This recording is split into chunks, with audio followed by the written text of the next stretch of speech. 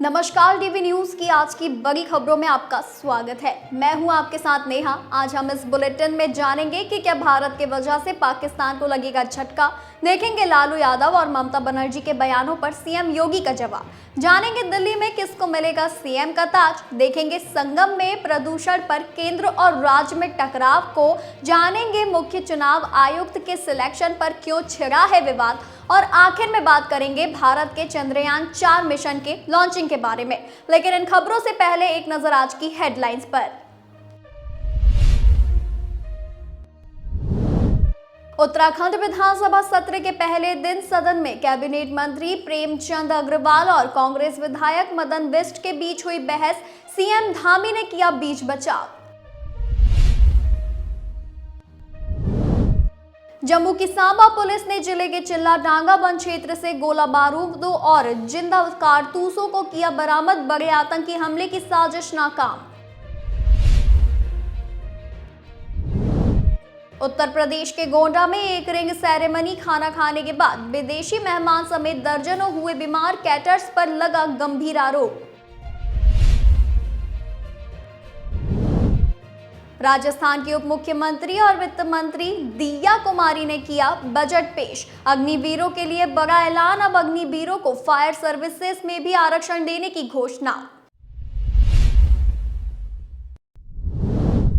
Gurugram police ने cyber ठगी करने वाले 2 आरोपियों को किया गिरफ्तार। फर्जी लोन देकर लोगों को लगाते थे चूना। मौलाना आजाद राष्ट्रीय प्रौद्योगिकी संस्थान भोपाल में जूनियर छात्रों ने अपने सीनियर्स को पीटा तो मचा बवाल। एनआईटी कैंपस में बुलाने पड़े 100 पुलिसकर्मी। जमकर चले लाठी डंडे। एमपी में हर 45 किलोमीटर पर पक्का हेलीपैड, हर 150 किलोमीटर पर होगा एयरपोर्ट। मोहन सरकार ने दी नई पॉलिसी को मंजूरी। वहीं गौतम अडानी मामले में अमेरिका ने भारत से मांगी मदद। गौतम और सागर अडानी को नोटिस देने की कोशिश। कानून मंत्रालय से भी किया संपर्क।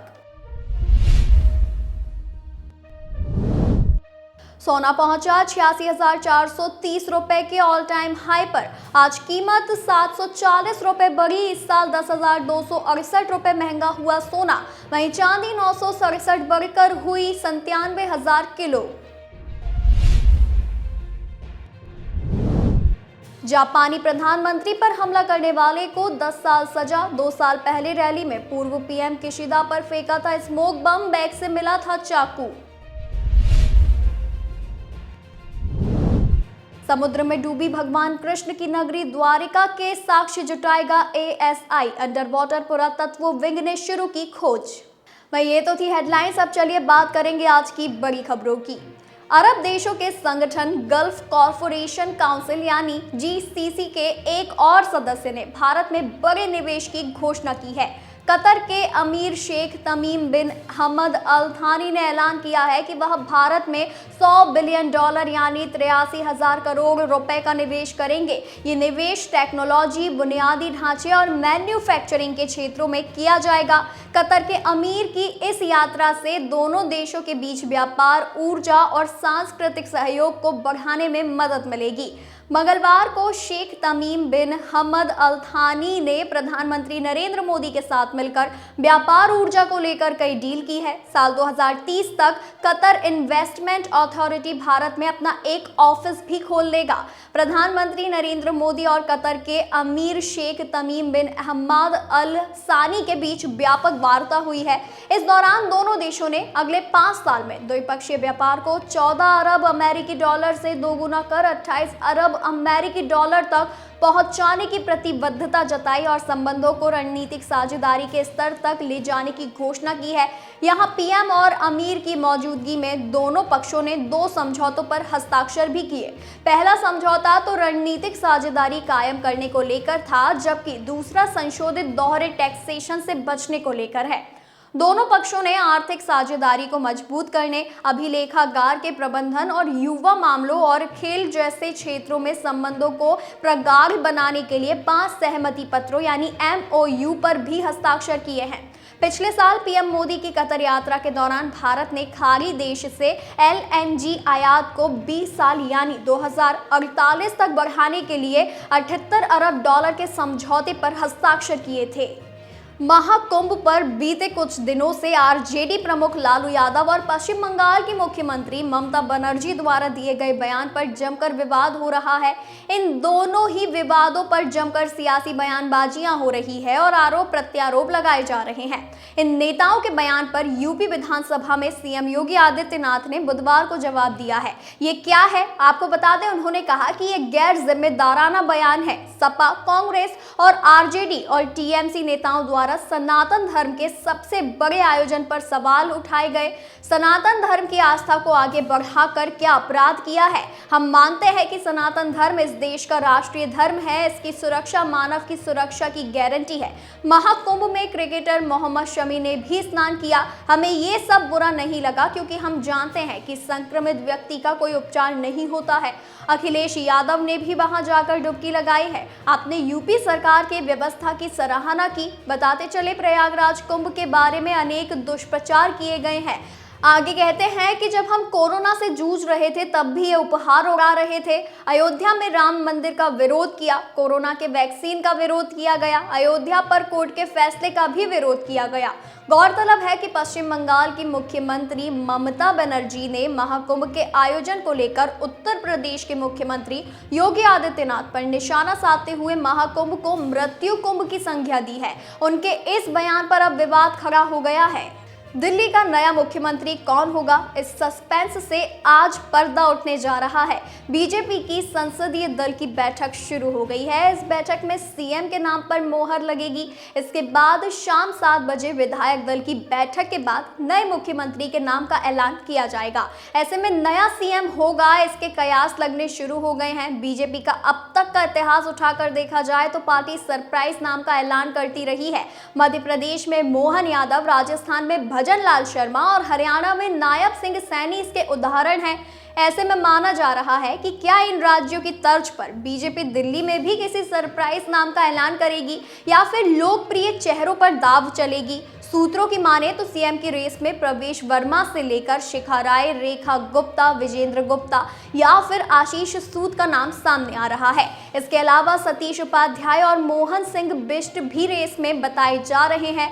इस लिस्ट में पहला नाम प्रवेश वर्मा का है। नई दिल्ली विधानसभा सीट से अरविंद केजरीवाल को हराकर प्रवेश वर्मा को फिलहाल सीएम रेस में फ्रंटरर माना जा रहा है। दिल्ली के पूर्व मुख्यमंत्री साहिब सिंह वर्मा के बेटे प्रवेश वर्मा 115 करोड़ 65 लाख रुपए की संपत्ति के मालिक हैं और उन पर एक क्रिमिनल केस है। इन मुख्यमंत्री के दावेदारों में दूसरा नाम रेखा गुप्ता का है, जो 50 साल की हैं और शालीमार बाग से जीती हैं। दिल्ली बीजेपी की महासचिव और महिला मोर्चा की राष्ट्रीय उपाध्यक्ष हैं। लिस्ट में तीसरा नाम विजेंद्र गुप्ता का है। आपको बता दें, विजेंद्र गुप्ता ने रोहिणी सीट से हैट्रिक लगाई है। वो आम आदमी पार्टी की लहर में भी जीते हैं। उनके पास 16 करोड़ 1 लाख रुपए की संपत्ति है और 4 क्रिमिनल केस दर्ज है। विजेंद्र गुप्ता दिल्ली विधानसभा में नेता विपक्ष भी रह चुके हैं। इस तरह तजुर्बे के मामले में वो बाकियों से काफी आगे है। दावेदारों में एक और नाम आशीष सूद का है, जिनकी उम्र 58 साल है और वह जनकपुरी सीट से विधायक हैं। वह राष्ट्रीय अध्यक्ष जेपी नड्डा के करीबी हैं और गोवा के प्रभारी हैं। प्रमुख पंजाबी नेता और संघ के करीबी माने जाते हैं। एक और नाम सतीश उपाध्याय का है। मालवीय नगर से 62 साल के विधायक दिल्ली बीजेपी के अध्यक्ष रह चुके हैं, सेंसर बोर्ड के सदस्य रहे हैं और नई दिल्ली म्यूनिसिपल काउंसिल के वाइस चेयरमैन भी रह चुके हैं। तो क्या महाकुंभ में पानी नहाने लायक है? अब इस मसले पर केंद्र और उत्तर प्रदेश के बीच टकराव की स्थिति बन गई है। महाकुंभ के पानी को लेकर केंद्रीय और यूपी प्रदूषण नियंत्रण बोर्ड की रिपोर्ट एक दूसरे से विपरीत आई है। मामले पर राष्ट्रीय हरित प्राधिकरण यानी एनजीटी में आज बुधवार को सुनवाई शुरू हुई, जिसमें यूपीपीसीबी ने सीपीसीबी रिपोर्ट का विश्लेषण करने के लिए समय मांगा है। आपको बताते चले, एनजीटी में सुनवाई के दौरान उत्तर प्रदेश प्रदूषण नियंत्रण बोर्ड ने केंद्रीय प्रदूषण नियंत्रण बोर्ड की रिपोर्ट पर अध्ययन के लिए अधिक समय की मांग की है। यूपी सरकार ने एनजीटी को बताया कि वो सीपीसीबी की रिपोर्ट की जांच करेगी। मामले पर अब अगली सुनवाई 28 फरवरी को होनी है। इससे पहले केंद्रीय प्रदूषण नियंत्रण बोर्ड ने अपनी रिपोर्ट में दावा करते हुए कहा था कि नदियों का पानी नहाने योग्य नहीं है। हालांकि यूपीपीसीबी ने पलटवार करते हुए कहा कि दोनों नदियों यानी गंगा और यमुना का जल प्रदूषण नियंत्रण मानकों के मुताबिक है। एनजीटी ने यूपीपीसीबी को केंद्रीय बोर्ड की रिपोर्ट पर गौर कर नई रिपोर्ट पेश करने का निर्देश दिया है। प्रयागराज स्थित संगम में प्रदूषित पानी का मामला लगातार सुर्खियों में बना हुआ है। यूपीपीसीबी ने सीपीसीबी की रिपोर्ट के उलट अपनी रिपोर्ट में कहा है कि संगम का पानी नहाने के लिए पूरी तरह उपयुक्त है। उसने आगे कहा कि नालों के माध्यम से कोई भी प्रदूषित सीवेज सीधे गंगा नदी या यमुना नदी में नहीं छोड़ा जा रहा है।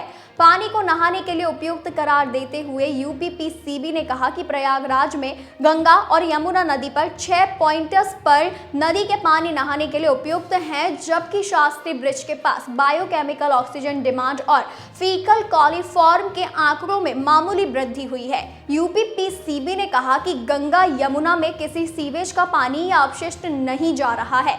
इस संबंध में एनजीटी के निर्देश पर 15 फरवरी को ही सर्वेक्षण किया गया था। सुप्रीम कोर्ट में बुधवार को मुख्य चुनाव आयुक्त की नियुक्ति प्रक्रिया को चुनौती देने वाली याचिकाओं पर सुनवाई होगी। ये याचिका एसोसिएशन फॉर डेमोक्रेटिक रिफॉर्म्स समेत कई संगठनों की तरफ से दाखिल की गई है। याचिकाकर्ता की तरफ से सीनियर वकील प्रशांत भूषण अपना पक्ष रखेंगे। याचिका में कहा गया है कि संविधान पीठ के जरिए 2023 में दिए गए निर्देश का पालन नहीं किया गया। सीईसी का सिलेक्शन करने वाली 3 सदस्यीय समिति के अध्यक्ष प्रधानमंत्री होते हैं, जबकि एक कैबिनेट मंत्री यानी वर्तमान में केंद्रीय गृह मंत्री अमित शाह और लोकसभा में नेता प्रतिपक्ष इसके अन्य सदस्य होते हैं। इससे पहले कैबिनेट मंत्री की जगह इस कमेटी में भारत के चीफ जस्टिस सदस्य के तौर पर शामिल होते थे, लेकिन साल 2023 में समिति की संरचना में बदलाव किया गया था। हाल ही में 17 फरवरी को चुनाव आयुक्त ज्ञानेश कुमार को नया मुख्य चुनाव आयुक्त नियुक्त किया गया है। कानून मंत्रालय ने इस संबंध में अधिसूचना जारी कर जानकारी दी थी। हरियाणा के मुख्य सचिव विवेक जोशी को ज्ञानेश कुमार की पदोन्नति के बाद चुनाव आयुक्त नियुक्त किया गया।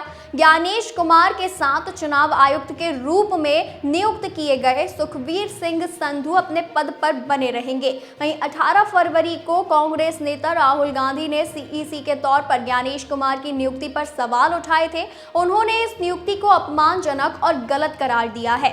लोकसभा में नेता प्रतिपक्ष होने की वजह से 3 सदस्यीय समिति में शामिल राहुल गांधी ने सोशल मीडिया प्लेटफॉर्म एक्स पर एक पोस्ट में लिखा था कि अगले चुनाव आयुक्त के चयन के लिए हुई समिति की बैठक में उन्होंने प्रधानमंत्री और केंद्रीय गृह मंत्री को एक असहमति पत्र सौंपा है।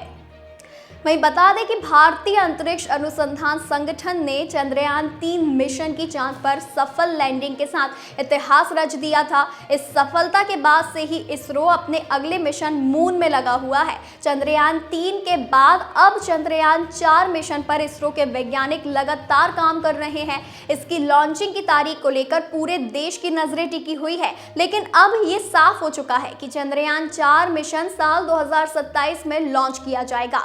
चंद्रयान 4 मिशन को लेकर उम्मीद जताई जा रही है कि ये मिशन चंद्रयान 3 की उपलब्धियों से आगे बढ़कर न केवल चंद्रमा के दक्षिणी ध्रुव पर सॉफ्ट लैंडिंग करेगा, बल्कि चंद्रमा की सतह के नमूने एकत्र करके पृथ्वी पर भी लाएगा। इस मिशन में 5 मॉड्यूलों का एक जटिल संयोजन शामिल होगा, जिसे 2 रॉकेटों का उपयोग करके लॉन्च किया जाना है। ये इसरो द्वारा किए गए पिछले चंद्र मिशनों से एक महत्वपूर्ण बदलाव है। आपको बताते चले कि भारतीय अंतरिक्ष अनुसंधान संगठन के नवनियुक्त अध्यक्ष वी नारायणन ने बताया कि चंद्रयान 4 मिशन चंद्रमा के दक्षिणी ध्रुव पर शोध करने के लिए भेजा जाएगा। ये मिशन चंद्रयान 3 से कहीं अधिक एडवांस होगा और इसमें चंद्रमा की सतह से नमूने एकत्र करने की क्षमता होगी। मिशन के तहत 9200 किलोग्राम का उपग्रह 2 मार्क 3 रॉकेट से लॉन्च किया जाएगा। 2 मॉड्यूल चंद्रमा की ऑर्बिट में मिलेंगे और 2 मॉड्यूल चंद्रमा की सतह पर प्रयोग करेंगे। चंद्रमा की ऑर्बिट में मिलने वाले मॉड्यूल चंद्रमा की सतह से नमूने इकट्ठा करेगा और उन्हें पृथ्वी पर वापस लाएगा। चंद्रयान 4 मिशन एक बार में लॉन्च नहीं होगा। जी हां, बता दें कि इसे 2 हिस्सों में लॉन्च किया जाएगा। इसके बाद अंतरिक्ष में इसके मॉड्यूल्स को जोड़े जाएंगे, यानी डॉकिंग करेंगे। यही तकनीक भविष्य में भारतीय अंतरिक्ष स्टेशन बनाने में मदद करेगी। इसरो ने इससे पहले ऐसा कुछ नहीं किया है। चंद्रमा पर मिशन पूरा करके धरती पर आते समय डॉकिंग मैन्यूवर करना एक रूटीन प्रक्रिया है। इसरो चीफ ने कहा कि हम ये काम पहले भी कर चुके हैं। हमने एक स्पेस क्राफ्ट के कुछ हिस्सों का चंद्रमा पर उतारा है, जबकि एक हिस्सा चांद के चारों तरफ चक्कर लगाता रहा। इस बार उन्हें जोड़ने का काम करेंगे। इस बार धरती की ऑर्बिट में चंद्रयान 4 के 2 मॉड्यूल्स जोड़े जाएंगे। भाई ये तो थी आज की हमारी कुछ खास और बड़ी खबरें। ऐसी ही जानकारी के लिए बने रहिए डीपी न्यूज के साथ।